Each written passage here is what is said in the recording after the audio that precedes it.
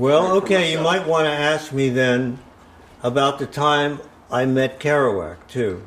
Well, then let's start with that. All right. That was Kerouac? Yeah. Get that out of the way. I don't know what I would have done without Diet Coke. I don't know if that's your Jones. You know, Mountain Dew has the most caffeine in it. Yeah, if you're an editor, Mountain Dew's the way to go. Yeah. And Dick Cheney always has Sprite Really? delivered to his hotel room, yes. That tells you something about Sprite, I suppose. Yeah, it's actually not even the Uncola. Yeah, it's... Yes. Hi, my name is Frank Lauria, and I'm a writer. Well, I'm a writer, and I got here through a very secluded, okay. I'm a writer, and I got here through a very okay, I'm going to keep doing that. Sorry, circuitous, okay. My mouth is a little dry. The way I got into writing professionally was through copywriting. And I started at Bantam Books writing jacket copy for their novels, everything. And I was very good at it. And while there, I was also doing some minor editing. And I was reading a lot of manuscripts that came in. And for an amateur writer, you're not even sure what form your work should go out in. I mean, you're not sure what the typewritten pages look like, what the whole thing looks like. So, you're liable to send in stuff that's not quite professional. So I got a good idea of how professionals worked, how they edited their work. And so as I was working there, I decided to write my first novel. And basically, it was based on this principle. It was 1967. The world was just finding out about hippies. And it was sweeping the country, Europe, everywhere. And everybody was concentrating on the hair, the clothes, the lifestyle. And basically, I understood it as a spiritual movement. And definitely yoga, the Maharishi, meditation, Eastern philosophy, all came into the culture at that time. And I wanted to incorporate all that into my character, Dr. Owen Orient, who is, like the hippies, a seeker. Well, my character, Owen Orient, was a child prodigy. He graduated from college at about age 16. He became a medical doctor. He became a psychiatrist by the time he was 25 or so.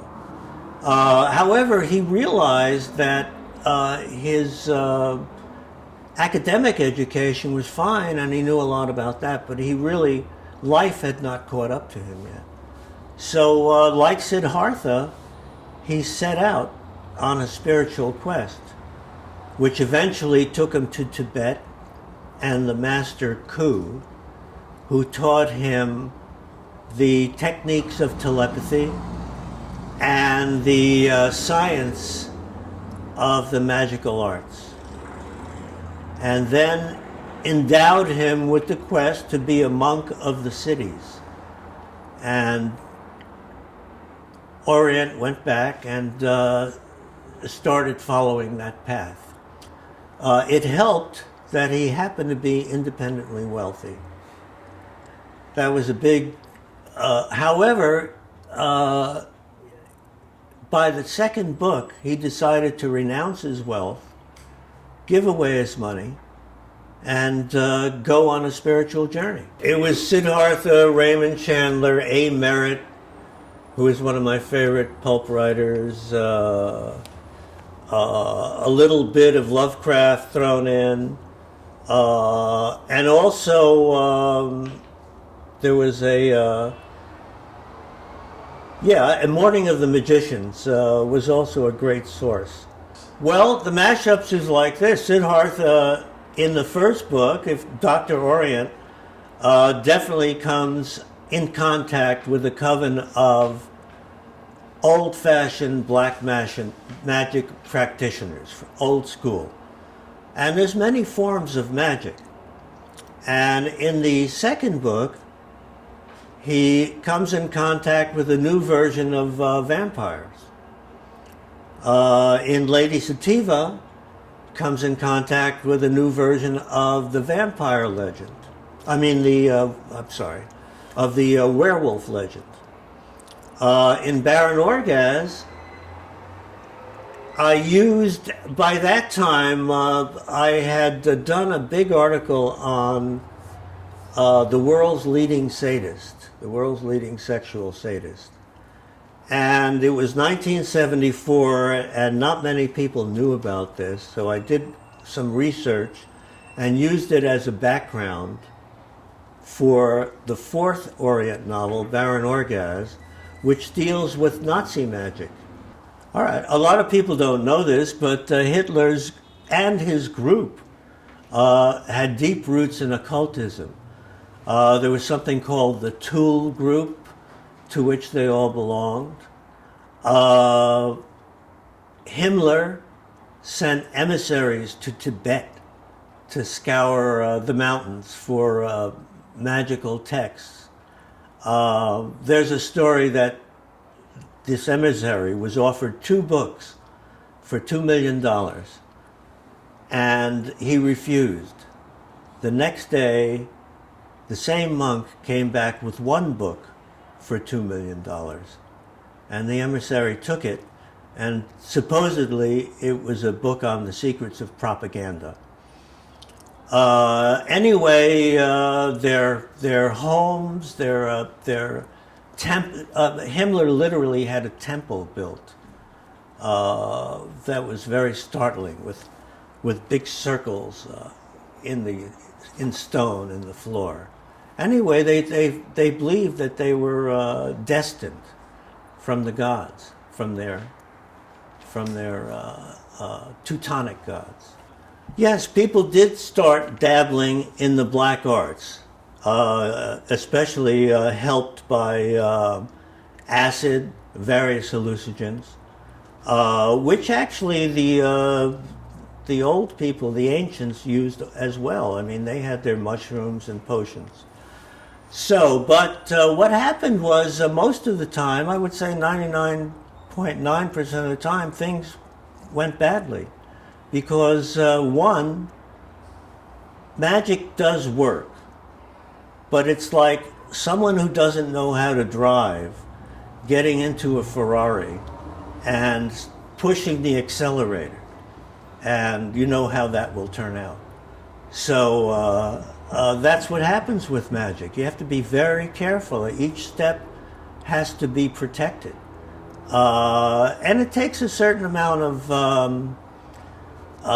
fixation, you know. I mean, it's a way of life. It's not a hobby. Well, I've researched. I've gone to Egypt. Italy certainly has a reservoir, especially the Catholics have a lot of magic going on there. Jamaica.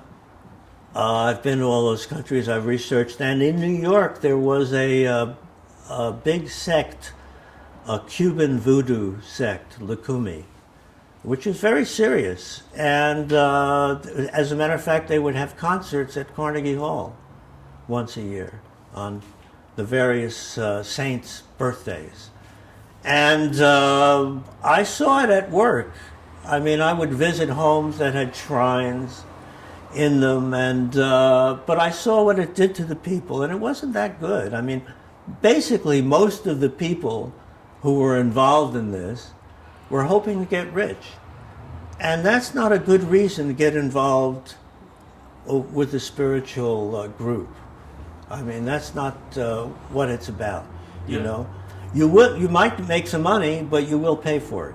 Yes, using the money for power, of course, that's a great drug. All human beings seem susceptible to that drug. But you know, there were, in Lady Sativa, people were using certain techniques and arts to stay young forever. You know, that was their quest, and it was working for them. In fact, Orient came in contact with Count Saint Germain, who was about 400 years old at the time. But Count Saint Germain is a real character. People claim they have seen him from era to era, and he never changed. So that's what I based that on. Okay, I started as a poet.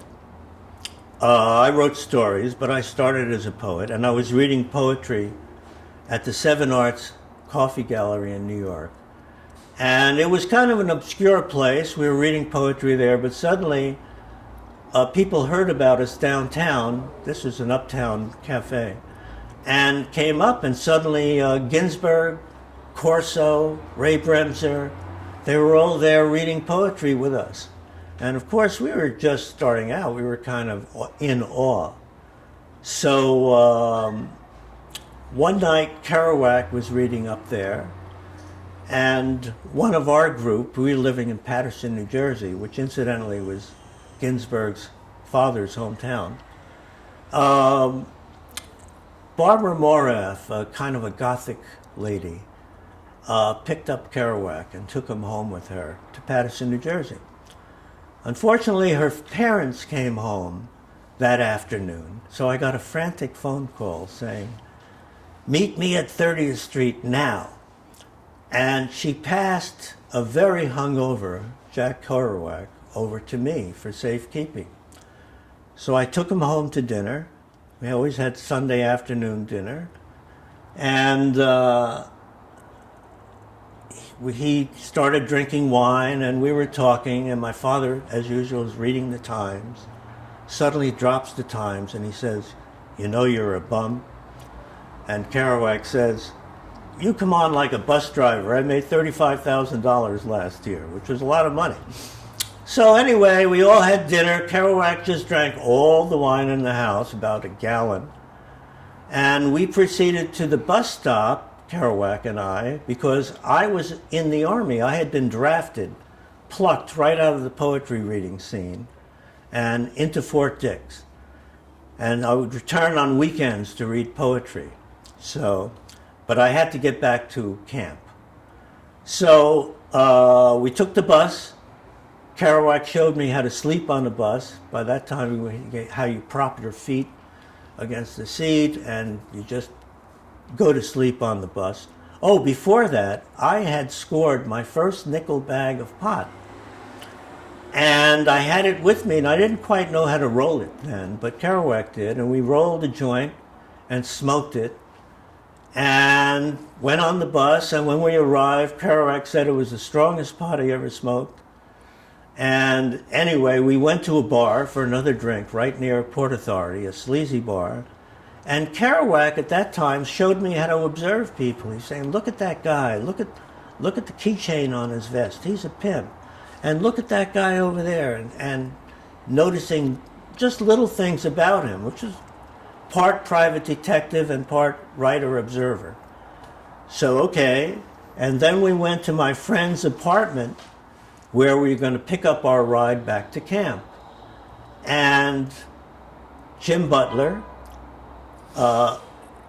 came, he was taking a nap, he got up, and anyway, we ended up writing a poem, the three of us together, which Jim Butler still has, and I have a copy of. And that's my Jack Kerouac story. Later on, I would see him in the village, drunk a lot, but we would say hello. And then I saw him at a New Year's Eve party that Leroy Jones, Amiri Baraka, gave, and they were all there. All the beats were there. Corso, Ginsberg took off his clothes, and which he did at every party. And somebody said, "Oh, Alan's taking off his clothes again." And we had a good old time, and then I had to go back to Fort Dix. And that morning, I realized I was going to be there for 2 fucking years. And that was that. And when I emerged, there was no more poetry reading. Everybody was playing the guitar. And it was a whole new era. It was 1960. But I want to get back to something about the books besides black magic. The real point of Dr. Orient is telepathy, because I have a theory that we all have the ability to communicate telepathically, but we don't use it. It would rock our world seriously. You know, first of all, you have to tell the truth, and very few people want to do that. But that is Orient's quest, to develop the innate ability we already have within us, especially in certain people who have it stronger than others. It's more open. And the only problem is, if you do get good at it, and I got pretty good at it at one point in my life, but I had to go through a long period of silence. But that's another story. That was a freighter trip I took. The problem is that the first thing you see is people's weaknesses. Their you know what I mean? It's a little off-putting. And you become very sensitive. And sometimes you don't want to be that sensitive. So that's personal, but then that's Orient's quest. It's been described as a psychic James Bond by Publishers Weekly. I always say he's a taller, younger, better-looking version of myself, who was born richer and smarter than I was. You know, the interesting thing about beat writing, if you think about it, the poetry had a Raymond Chandler feel about it. You know, it was tough poetry. It was street poetry. So there was that element in it. Well, Ginsberg, certainly. Yeah. I mean, Howl is a tour through New York's underground right there. John Reschy was a tough gay writer. There was, I'm trying to think of the name of Kane's book, Alexander Trocky. Don't forget, a lot of these guys were junkies and were very close to the street. So, again, they had that noir look about everything, you know, including literature. So that's why Jean Genet was so revered. I got into it's also, the detective novel is a way of finding out about people, basically. It's looking for what makes people tick and trying to figure that out. It's like a great tune to improvise on for a jazz musician. You know, a thriller of any kind. I mean, right now, one of my favorite thriller writers is C.J. Box, who writes about a forest ranger. But man, he can do it. He had me going page after page. And throwing in a lot of truth along the way. The only problem with truth, I realized later in life, you can be telling the truth and you can be right, but that doesn't necessarily mean it's going to make any difference, you know? And which a lot of private eyes have that same problem. I was selling a story at that time, which I found very interesting, which was had to do with the comic book world and the world of collecting. Now, the world of collecting had just emerged. So suddenly, comic books were a commodity, like stocks. And first issues were very valued, of course. And Howard the Duck, the first issue of Howard the Duck, was about to come out, and all the collectors were salivating. You know, because collectors at that time bought 5, 10 copies at a time and put them away. So, but what happened was Howard the Duck was under-distributed. People could not find copies of it. And some distributor had put aside like 50,000 copies and made a lot of money selling them at $3 a copy instead of 25 cents. And so this was a great financial scandal. I called whoever did it, Dr. Doom. And I wrote this article about that. the Howard the Duck scandal. And so it was still a little early in the game, and it was not an easy sell, but I went to High Times with it, and Keith Deutsch was an editor there, and he was very interested in the story, and he was kind of a collector himself and interested. And at that moment, James Grauerholz, William Burroughs' personal assistant and now executor of his estate, was in the office talking about Burroughs. And when we were introduced, he said, "Oh, William is a big fan of yours." And I literally fell off the chair. Here's one of my huge heroes who's been reading the Dr. Orient books. And it was just, holy shit, Burroughs is a fan of the Dr. Orient books. As I said, I literally fell off the chair. And so we decided to have dinner. I invited William and James to dinner at my place following few days. But it turned out to be my wife at that time made the worst dinner she ever made. And it turned out to be a weird night, but an okay night. Nothing tragic happened. So, but later on I saw Burroughs. He would invite me. He would have screenings at his place in the Bowery called the Bunker, he called it. And they would screen Nicholas Ray movies and various movies there, and there would be about 10 people. And it was a lot of fun. And then it turned out that Burroughs was also a friend of mine, a painter by the name of David Prentice. And so we had dinner with David and William a number of times. And William, I must say, was one of the most gracious of gentlemen at all times. As soon as he arrived, he would say, "Do you have any books you want me to sign?" And he would sign books, of course. And he was always a charming dinner companion. And later on, after that, when William was in Kansas, in his later years, I think he was at the University of Kansas, he worked with Tom Waits on The Black Rider. He wrote the book for an opera called The Black Rider that Robert Wilson directed and produced. And Tom Waits did the music for it. And they met at William's place in Kansas. And William was talking about the Dr. Orient books, because Tom and I were friends at that time. So, yeah, William was a wonderful man. And Tom told me, he said to Tom, "Do you shoot, Tom?" Because he liked to shoot those guns through paint buckets and make paintings. "Do you shoot?"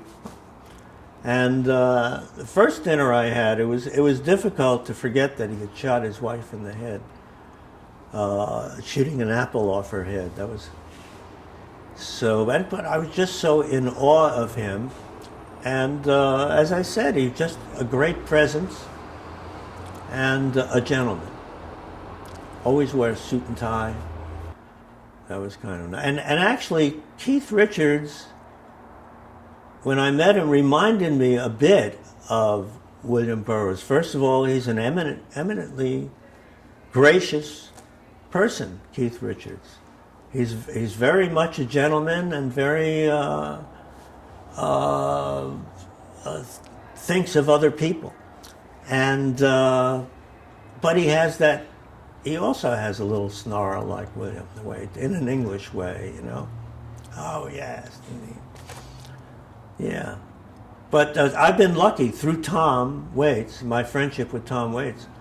I met a lot of people: Bill Pullman, Tom Cruise. I have a funny Tom Cruise story. Go for it. It doesn't end up with you jumping on the chair, does it? No. Okay, good. My Tom Cruise story is this. The very first time I met Tom Cruise was in Tom Waits's kitchen. It was Christmas Day, and Ellen and I arrived to spend Christmas with Tom and his wife. And there was Tom Cruise and Rebecca De Mornay, a very lovely young lady. Now, fortunately, I think because it's good to not know celebrities before you meet them, because then you really have, there are other people. You don't have that screen in front of you.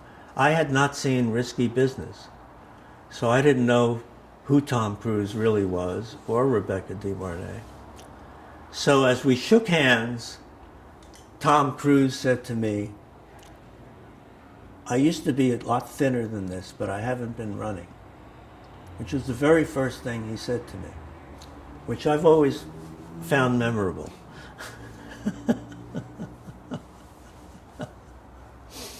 That's my Tom Cruise story. And oh, by the way, we played charades later on, and I realized this guy was a really good actor because he projected through his eyes. And we won the charade game, but I realized, yes, this kid knows what to do. So you played charades with Tom Cruise, Rebecca De Mornay, Tom Waits, and what, Eileen is it? Kathleen. Yeah. What's Tom's, in New York. What's Tom's version of Tom Waits' version of charades? Oh, I forgot what he did. I don't think it came up. I think we guessed it before he came up to act it out. But Rebecca was very enthusiastic. She loved playing. She was clapping. Okay, I was born in Brooklyn, in a very Italian section. And when I was 9, we moved to Patterson, New Jersey, which was a nice town at the time.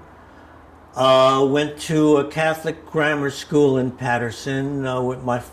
Fortunately, it didn't take. I went to East Side High School, and where I wrote poetry and did articles for the school newspaper. Then I went to Manhattan College in Riverdale, New York, where I also worked on the school newspaper and the literary quarterly and was always writing.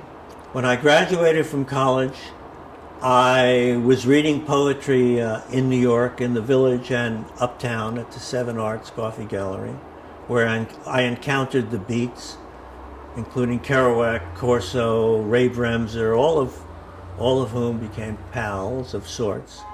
Then I was drafted right out of that scene and served 2 years in the military. When I got out, I went to Boston. It was 1960. And I went to see a friend there, and it was all happening in Boston in 1960. The whole hippie movement was kind of bubbling right there, right in Harvard Square, at Brandeis University. All the folk singers were passing through there. LSD, psilocybin, mescaline had arrived there. First of all, Harvard was doing the first LSD experiments. So it was all bubbling, and And in 1962, I got married in Boston to an actress, the young actress from Emerson College. And she was an extra in a show called A Passage to India, which was trying out in Boston, which is what plays did at the time. I went to pick her up. Somebody said, "You must be here for the part." I said, "Yes, I am."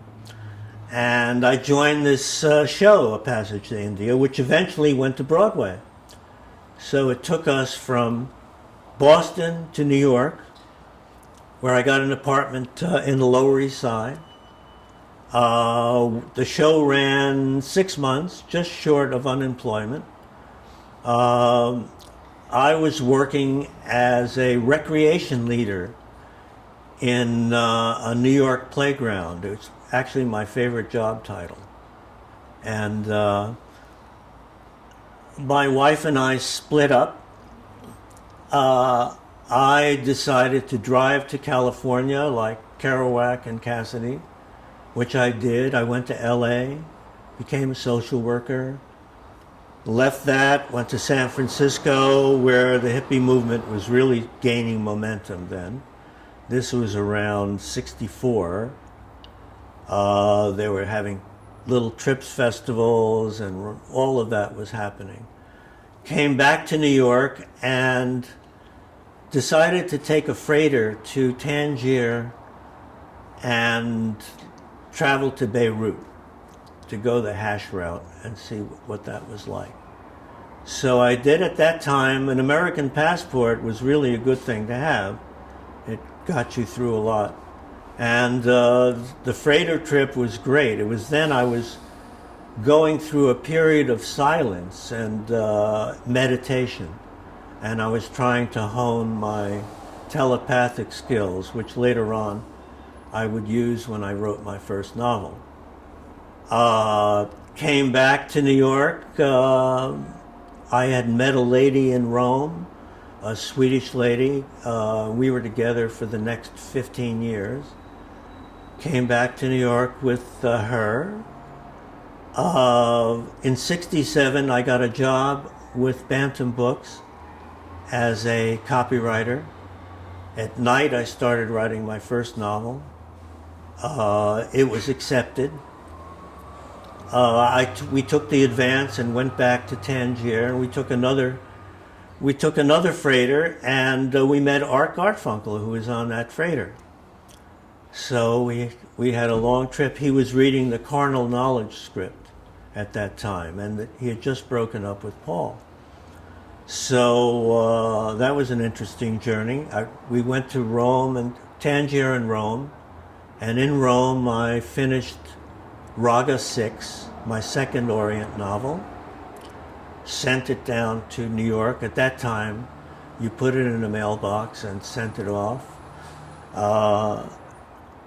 Came back to New York, got a job in advertising, and was an account executive for Ms. Magazine when it was just starting. The women's liberation movement had really taken hold. By that time, hippies were kind of old. It was getting in the 70s. I had also written a third Orient book, Lady Sativa, while in Europe. But when I got back, Bantam said, we don't know if we want to publish this book because the first book didn't do that well. Raga 6 came out and was an immediate success. It went into 8 printings. I had sold Lady Sativa to another publisher by that time, but I got a huge advance for a change, and we went back to Europe. I always wanted to research Egypt. We went to the pyramids. But the war broke out. That was it. We were in Tangier for a while. Then we went to Italy. We were intending to go to Egypt. And the war broke out in 1974, I believe. And so we were stuck in. So as soon as the airport opened, we flew into Egypt. But when we got to Shepherd's Hotel, there were all these sandbags and the windows were blocked out. And we realized the war was not over. As a matter of fact, I mentioned to the desk clerk, and he said, "You're in a war zone, sir." Sir meaning dummy. And so there I was. But the upside was there were no tourists. We were the only 2 people in the pyramids that day, and I got a great look at it. The pyramids, the Sphinx. We went to Luxor. Again, not many tourists, except for one man, a Belgian railroad engineer who worked in Zambia. And he was a very precise man. And he would say, did this happen 2000 BC? My book says 2001 BC. He was very precise and I said, well, he asked me what I did eventually. And I said, well, you probably think this is silly, but I write about magic. And he said, oh no. He said, I've seen it work in Zambia. He saw the evil eye kill people and all of that. So that was interesting, very interesting to me, to see a man like that who is so much a techie. Because right now, technology seems to be trying to push magic aside. Probably the Goths are trying to revive it. Anyway, Right. I went to Egypt, came back, and started writing Orient books. And we went back to Tangier to write another book. And then I broke up with my ex. Things went sideways for a while. I remember that period as a lot of fun, however, but it was not conducive to good writing. And then I met Ellen through Marianne Faithfull. Marianne Faithfull was staying at a friend's house, and she was sick. And Mary and I had sort of become friends. She called us raving partners. At that time, I was drinking pretty good and doing other things. And hanging out with Marianne seemed like a perfect fit. And we were both hanging out at a kind of a salon where everybody was coming through. A woman I had met in Tangier had this really nice apartment, I mean really a showplace, in the Mews in Greenwich Village. And it had belonged to the Astors, I believe, at one time. And Mick Jagger was showing up there regularly, and various celebrities. Kenny Lane, the designer, Halston, Taki, the columnist, who later got busted in London for trying to smuggle coke into his aristocratic girlfriend, and did 6 months. And a whole bunch of people were flowing in and out of that place. It was the 80s, and everybody was doing cocaine. Everybody. And the lady of the house was dealing it. So there it was. People were there at all hours of the night. Well, anyway, Marianne was staying there as a house guest, and she was recording for Island Records, and Ellen, who I am now married to, came to see her, and we met, and Marianne saw the attraction and kept pushing it.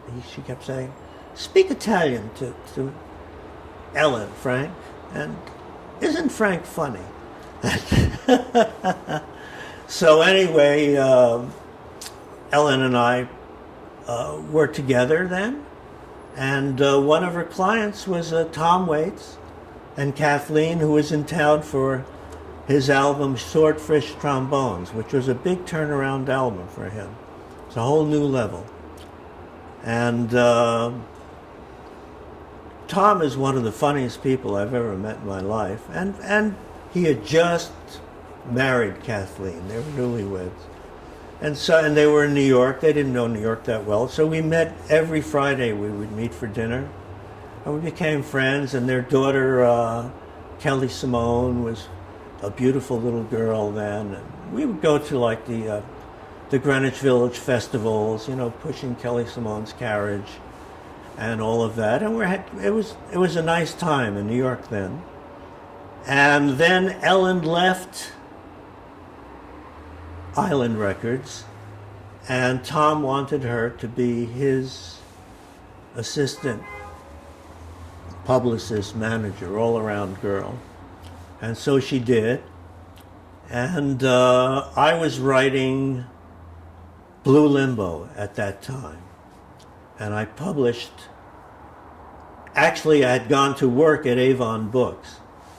I had finally taken a 9-to-5 job and was back in copywriting because I wanted to kind of stabilize myself. So I did that, and at the same time I wrote Blue Limbo, and I sold it to Avon Books. And around that time we moved to California because Tom and his wife had moved to California. And I thought it was time for a change. I'd been in the same apartment in New York for about 17 years, and it was a long time for me. So we came to California, to San Francisco, to San Rafael, I should say, to begin with. And then we moved to San Francisco. And then I met a bunch of guys, young guys, who started calling me Uncle Frank. And I started putting my poetry to their music. And we are now a band called Uncle Frank and the Co-Defendants. So that's pretty much where I am now. Keith, when I met him, was very enthusiastic about magazines. It was pre-tech. Magazines were doing well if you found your niche. And he was working at High Times, where he wanted to start his own magazine with a different slant and better writers, he thought. So, and he knew a lot of writers. And at the time, he was a reasonably conservative hipster, I would say. Compared to the other people at High Times, he was conservative. He was, you could understand what he was saying. You know, he had a focus. He had a point of view. He wasn't just lounging about. He was on his way to something. So he started a magazine called Dealer, I believe, and I wrote for it. I started writing a column for it. I did an original Dr. Orient story for it, and I did a number of articles. And then at that time, I was leaving town, I suppose. It was around the time that Blue Limbo was published. But Keith later on went on to do a number of magazines. And he had already he already published Black Mask, a revival magazine, which had a William Burroughs story in it, and a Western story, I believe, a 1.5-page story. It was very interesting. And so I still have the magazine somewhere in my collection, in a trunk somewhere. And so he was interested in the emerging comic book, now graphic novel world. Comic books have now achieved respectability.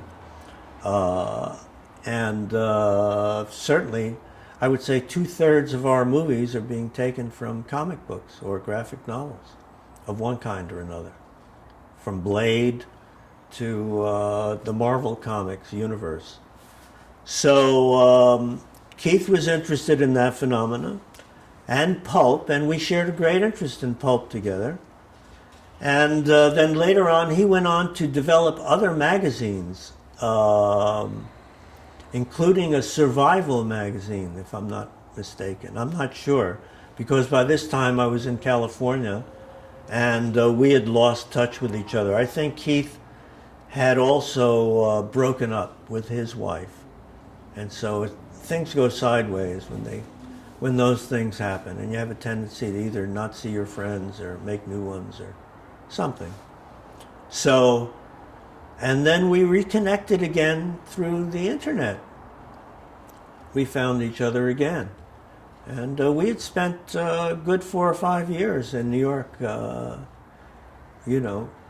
working the magazine business. I had started a newspaper when I came back from Tangier the last time about the publishing business.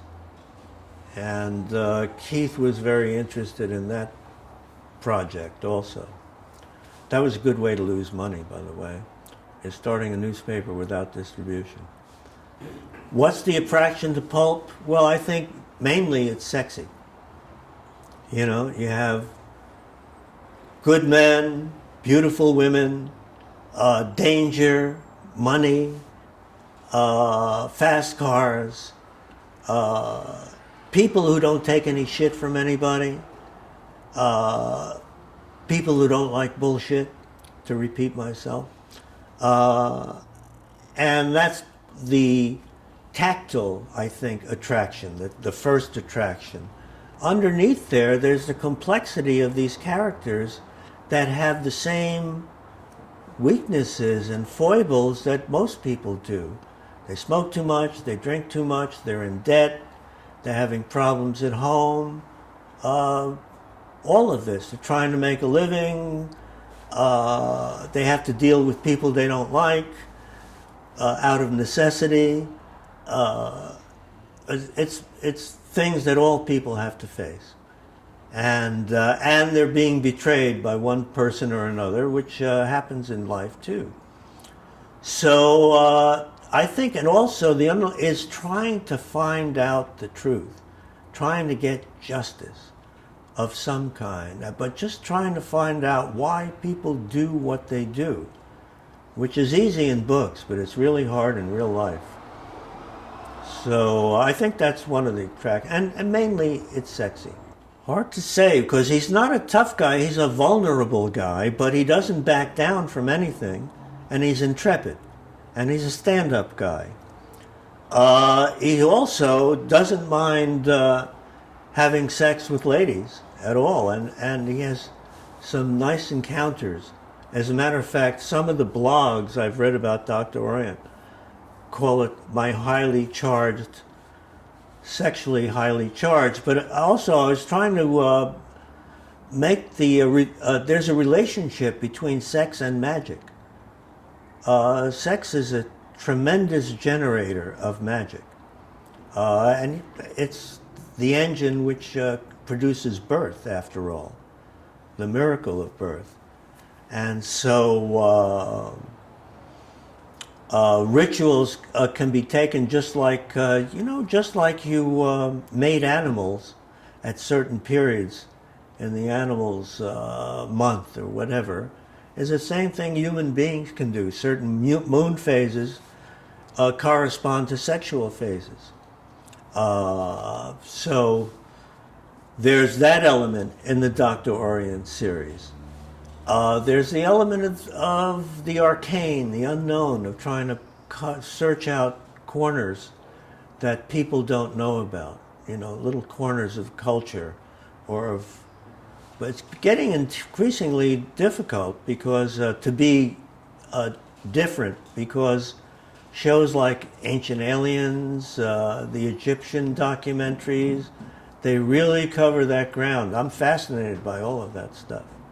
So it's difficult to be original right now because everything's being eaten up very quickly. And they're very smart people out there. So I'm hoping my new novel can tap into that little trickle of originality that's left. Tell me about the new Dr. Orient. I hear it's amazing.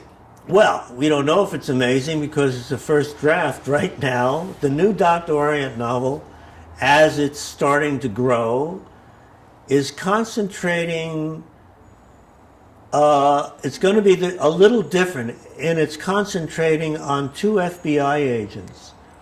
And Orient will come into the novel later as a consultant. Because I wanted to make the point, because with Dr. Orient is a believer. He knows magic works. He knows telepathy works. He knows what to do. But to the outsider, it's quite different. So I wanted to make the contrast between a hardline FBI agent and a psychic detective. So I'm developing the FBI agents first, and to great detail. Yeah, True Blood, certainly True Blood goes much farther out than Dr. Orient, but the reason it can do that is because they don't have to explain anything. It just happens. There's no reason for it. There's no history behind it. You're either a shapeshifter or a vampire or a werewolf. That's that universe that these people inhabit, and obviously it's very attractive to people. People love it. By the way, John Douglas, my editor, and who I've been talking about, his wife Ginger developed True Blood at Ace, I believe. She's the editor-in-chief there at Ace Books. So she's just about to retire, I believe. Does it put a smile on your face to sort of seeing the trends that you pioneered sort of come back in vogue, and can you talk about it a little? It puts a smile on my face, but my teeth sometimes are gritting and saying I was slightly ahead of my time. Blue Limbo, what I consider a fine zombie novel, maybe 9 years, 10 years ahead of its time, maybe 14. But that's the nature of Dr. Orient from the beginning. is trying to stay ahead of the curve.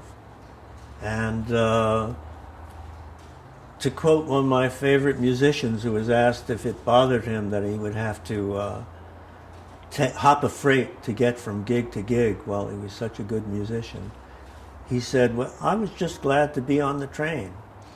And that's kind of the way I feel. I'm glad to be in the game, and I'm glad to still be writing and still be contributing a little bit to the culture, whether it's in books or through my rapping. It would be nice if people rediscovered Dr. Orient in this particular age, because the technical age seems to have taken not only the magic, but the grace and civility out of our culture and reducing everything to cyber bits. This is a good thing in many, many respects. I wouldn't be able to speak to you were it not for technology. But there is a whole spiritual reason, for us to even be here on this planet. We all have a purpose. And the message of Dr. Orient is to discover what that purpose is and to find it, aside from money or acquiring property or things like that, to find out who we are as human beings and what we mean to the universe. I mean, the time period that you traveled was kind of amazing. Like, the world was still dangerous and mysterious, and nobody figured out anything yet. And if you got stranded someplace, you're not a call away. No, there's no. You'd have to find a phone or an embassy or something. And back then, well, the good thing about it was, one, nobody knew anything. The world was much more innocent in the 60s, especially in the third world. And Americans were still held in fair esteem. We were the good guys back then. And there wasn't all these factions shooting at each other. The war had settled everyone down. The Second World War. I mean, it was all rising, but it hadn't come to the top yet. When I was in Baalbek, above Beirut, I visited the ruins in Baalbek. There were Palestinian fighters training there, and there were signs that showed troops attacking, and it said 1967, because I'd learned to read Arabic by then. But I didn't know what that meant. I didn't know they were going to attack Israel in 1967, But there was another side to it, because when they did start the war in 67, I said, it's not going to last long. And they said, why? And I said, because every time I saw a Mercedes there, it was being pushed. They didn't have a maintenance facility then. They didn't have that thing, fixing a car quickly or all of that. So it was still relatively unsophisticated. But everybody learned very quickly. I wouldn't say that now. I think they're very sophisticated now everywhere. I mean, any 12-year-old kid in India with a smartphone knows what to do. Do you have another Dr. Orient novel in you after this? Have you plans for The one I'm writing now? Yeah. Hopefully, yeah.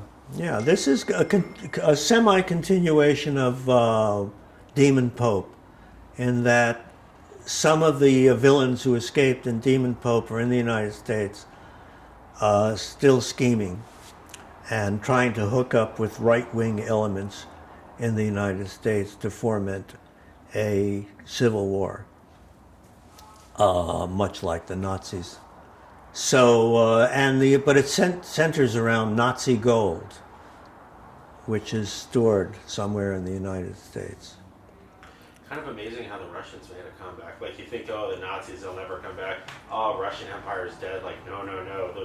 The old villains can keep coming back. Well, it's not so much that they made a comeback, is that we fucked up. We went to Iraq. That was a stupid move. It ate up our resources, divided our country, totally obscured our credibility with anybody as a good guy nation, and achieved nothing. Achieved absolutely nothing. And not only that, it created wolf packs everywhere, you know? Now everybody's fighting everybody. I always said, when dogs fight, when two dogs fight, all the dogs around them start fighting too. They get excited and everybody starts fighting. And the dogs of war are loose. One last question, just to sort of tighten things up. The new book takes place currently in the present time. When is the new book? New books is present time, New Orleans, so far. Is this Demon Pope or the one after? The one after. Okay, so Demon Pope, tell me just... Demon Pope takes place in Brooklyn, Manhattan, Fire Island, Marrakesh, Paris, and ends up in the Amazon jungle. It goes to Brazil, to Bahia, and then to Belém, and then into the jungle, where there is a hidden Nazi enclave. Present day timeline? Present day timeline. They're able to keep their location secret by using something, I don't know if you've heard of spoofing, but it's a way of skewing the GPS lines. People are able to do that. People are now able to put ships off course if they want to. It's one of the downsides of technology. So anyway, the Nazis who are hidden there, and Martin Bormann is still alive, Mengele is still alive. They're all there in this book, still alive because of their experiments with their staying young forever, which is a theme that goes through my Orient books. Tough to kill Nazis. It's tough to kill Nazis, and Nazism is really very hard to kill. That fascist impulse, no matter how it's clothed, whether it's Nazism or any kind of Syria. I mean, what would you call Syria? Do you think the guy would take his $20 million and go to Paris and relax? No, he has to stay there and kill people. I don't get it. Maybe I'm crazy. Anything else that we should know? I think we covered it. I think we got the point that Orient, one of the things is not the magic as much as the telepathy that's important. I mean, the magic is important, but the telepathy is an important theme in Orient. And one that I've been pursuing all this time. And, empathy is a form of telepathy. I mean, it's like what Hell's Angels once said. We don't recruit members, we recognize them, And I think that's true of friends. I mostly have recognized my friends before they became my friends. Yeah, I actually had that when I talked to Keith for the first time. It's like we were in lockstep immediately. Yeah, I had that with Keith too when I met him. It just, we connected. And that's a good thing, and that's part of the telepathic process.